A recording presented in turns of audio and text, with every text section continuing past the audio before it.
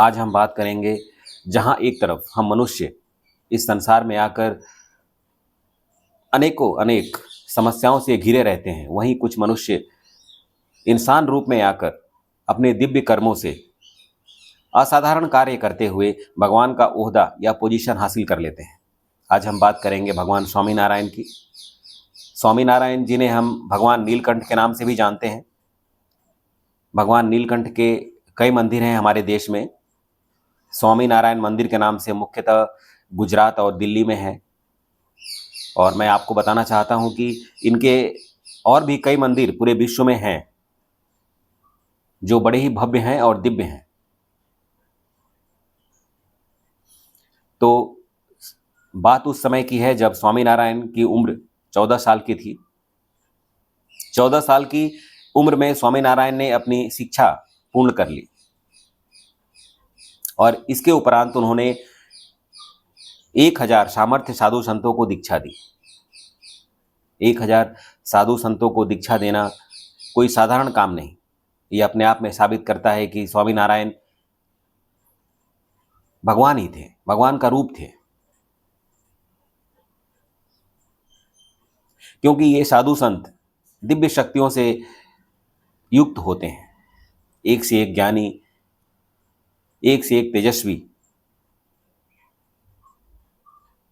और ऐसे 1000 साधु संतों को एक साथ दीक्षा देना अपने आप में किसी संत या किसी पुरुष के महात्मा होने का स्वरूप बताता है। जब भगवान स्वामीनारायण ने 1000 साधु संतों को दीक्षा दिया, तब उनके गुरु रामानंद जी ने उनसे प्रसन्न होकर कहा कि आज तुम अपने लिए कोई 2 वर मांगो। आज तक जो भी किया तुमने अपने जीवन में सब कुछ इस संसार के लिए किया है। अब मैं चाहता हूं कि तुम अपने लिए कुछ मांगो, अपने व्यक्तिगत फायदे के लिए कुछ मांगो। 2 वर जिन्हें मैं अपनी शक्तियों से, अपनी ताकत से, अपनी अंतरात्मा से सच कर दूंगा।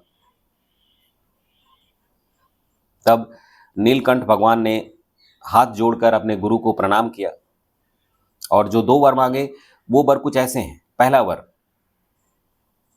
नीलकंठ ने कहा कि आज तक मैंने अपने जीवन में देखा है कि भिक्षा मांगना अपने पेट भरने के लिए बड़ा ही कठिन काम है, और मैं चाहूंगा कि किसी हरि भक्त को इस संसार में कभी भिक्षा ना मांगना पड़े। अगर किसी की हरि भक्त की किस्मत में भिक्षा मांगना लिखा भी है तो वो भिक्षा मांगने का कार्य मुझे मिले, पर किसी हरि भक्त को भिक्षा मांगने का दुख ना मिले। ये सुनकर रामानंद जी की आंखें नम हो गई। जो कहानी कुछ अपने लिए मांगने पर जानी थी, वो कहीं ना कहीं फिर से इस संसार के लिए कुर्बान होने की तरफ आगे बढ़ रही थी।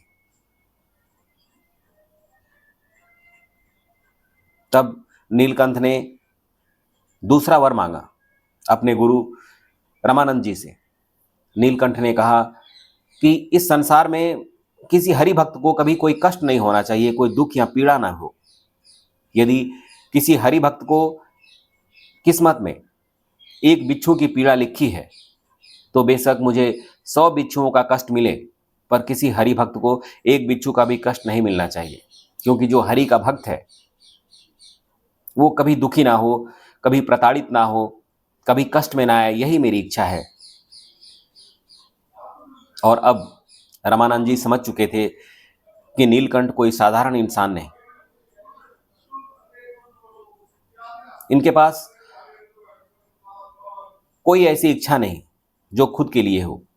ये सारे संसार के हैं और सारे संसार के लिए ही इन्होंने आज तक अपना जीवन जिया है और आगे भी जीते रहेंगे।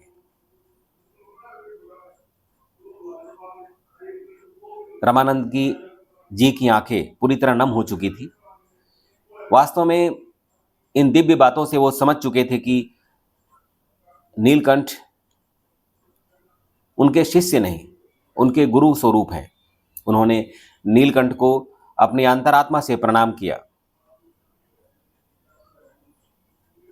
और उनका शुक्रगुजार किया। ये कहा कि नीलकंठ, वास्तव में आप मेरे गुरु हैं। कहने के लिए तो मैं आपका गुरु हूं, पर मुझे ऐसा प्रतीत होता है आपके कर्मों से, आपकी दिव्यता से, कि मुझे अगर आपका शिष्य बनने का मौका मिले तो मैं अपने आप को गौरवान्वित महसूस करूंगा। तो एक छोटी सी कथा जो नीलकंठ के बारे में थी, भगवान स्वामीनारायण के बारे में थी, जो हमें बताती है कि कैसे हम साधारण मनुष्य अपने कर्मों से, अपने दिव्य सोच से इस संसार में भगवान का स्वरूप बन सकते हैं, भगवान का ओहदा हासिल कर सकते हैं। तो आइए, ये जीवन जो बड़ा भाग्य से मिलता है हम मनुष्यों को, कुछ ऐसा करें जो वास्तव में स्मरणीय हो, जिसे कभी इस संसार में भुलाया ना जा सके। राधे राधे।